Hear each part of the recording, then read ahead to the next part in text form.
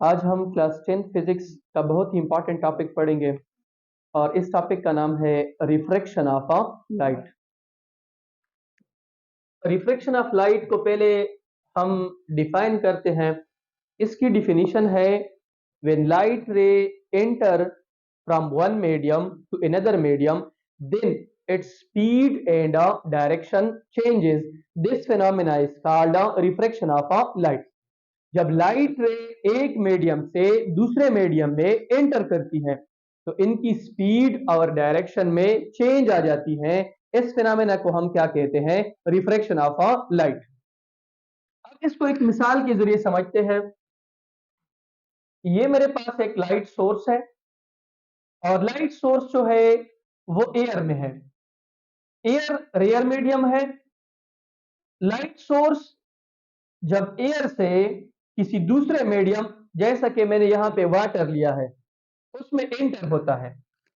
Air में चूंकि rare medium है और रेयर मीडियम वो मीडियम होता है जिसमें पार्टिकल्स जो है वो फ्री होते हैं और लाइट रेस को रेजिस्टेंस इतनी ज्यादा ऑफर नहीं करते हैं, तो इनकी स्पीड जो है वो ज्यादा होती है, 3 × 10⁸ मीटर पर सेकेंड अप्रोक्सीमेटली होती है।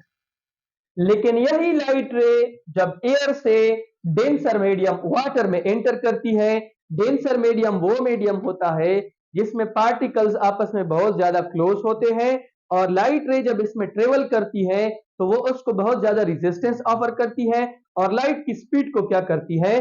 कम करती है।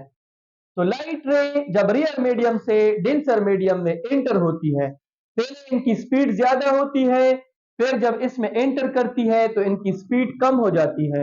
ये अपनी ओरिजिनल पाथ को फॉलो नहीं करती हैं, थोड़ी सी ये रे क्या हो जाती है? बेंड हो जाती है। इस फिनोमेना को हम क्या कहते हैं? Refraction of a light.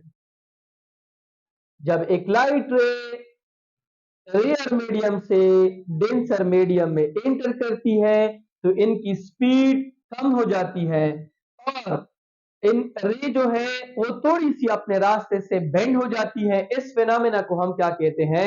Refraction of a light. अब अगर यही लाइट रे जो है इसको मैं डेंसर मीडियम से किस मीडियम में स्ट्राइक करूं? रेयर मीडियम में।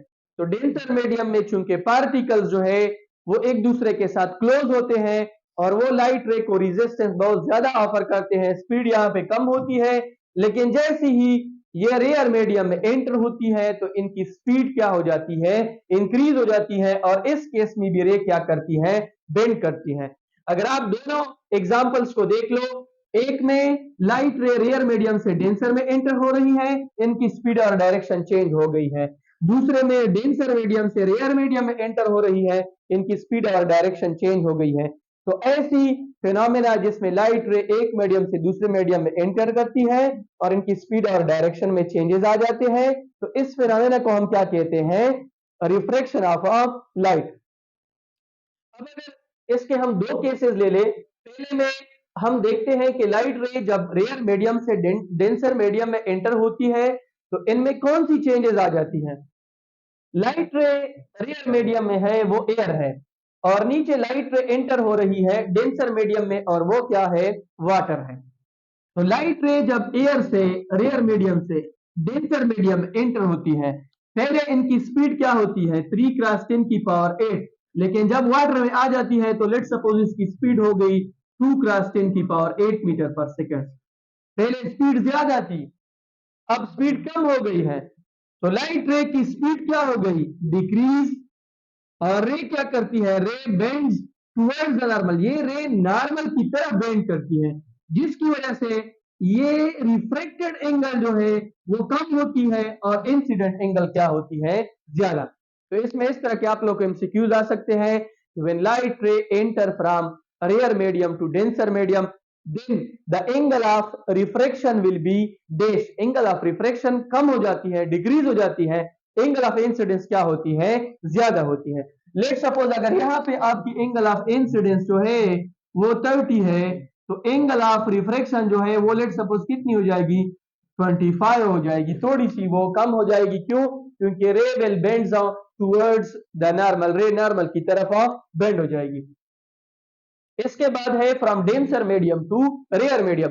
अगर लाइट रे आपकी डेंसर मीडियम से कहां पे एंटर हो गई, रेयर मीडियम में एंटर हो गई, तो फिर इस केस में क्या होगा, डेंसर मीडियम में स्पीड कम होता है, लेकिन लाइट रे जब रेयर मीडियम में एंटर होती है, लेट सपोज यहाँ पे स्पीड जो है वो मैंने 2 क्रॉस 10 की पावर 8 लिया है, और यहाँ पे लेट सपोज मैंने लिया है 3 क्रॉस 10 की पावर ऑफ 8, लेट सपोज।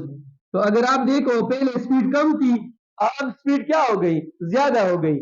तो स्पीड जब ज्यादा होती है तो ये जो रिफ्रैक्टेड रे है ये नॉर्मल लाइन से अवे बेंड करती है, क्या करती है, अवे बेंड करती है। पहले आपकी एंगल ज्यादा थी, अब आपकी एंगल क्या हो गई है, पहले कम थी अब क्या हो गई है, ज्यादा हो गई है। तो आपने यहाँ पे क्या लिखना है कि when light ray enter from denser medium to rare medium then the angle of refraction will be increases. Angle of incidence क्या थी, कम थी, एंगल ऑफ रिफ्रैक्शन इंक्रीज कर गई है। इसमें एक स्पेशल केस है, अगर आपको बोला जाए कि लाइट रे जो है वो बिल्कुल नॉर्मल के ऊपर एक मीडियम से दूसरे में एंटर हो रही है, लेकिन बिल्कुल नॉर्मल के ऊपर एंटर हो रही है, तो याद रखिए लाइट रे जब रेयर मीडियम से डेंसर मीडियम में एंटर होती है बिल्कुल नॉर्मल के ऊपर, तो ये सबसे शॉर्टेस्ट पाथ कवर करती है, शॉर्टेस्ट पाथ कवर करती है। इसकी वजह से सिर्फ इनकी स्पीड में चेंजेस आ जाती है, लेकिन डायरेक्शन में कोई चेंज नहीं आता है।